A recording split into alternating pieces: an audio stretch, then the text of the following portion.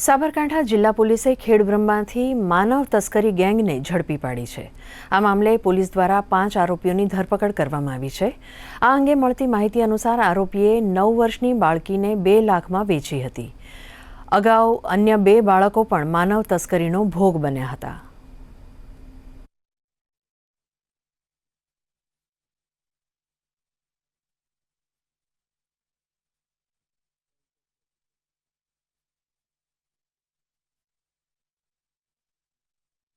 લક્ષ્મણભાઈ ડાભી નામના એક ઈસમ જે છે તેને પૈસાની લાલચ આપી આશરે 2.5 થી 3 લાખ રૂપિયા તેને મળશે તેવી લાલચ આપીને તેની પાસેથી બાળક જે છે એ પ્રમોદભાઈ રાજારામભાઈ રાજવંશીને વેચવામાં આવેલું હતું અને વધુ પૂછપરછમાં આ માલજીભાઈ દ્વારા અગાઉ પણ આવી રીતે અન્ય 2 બાળકોનું પણ માનવ તસ્કરી કરવામાં આવેલી છે તેવું ધ્યાન પર આવેલ છે।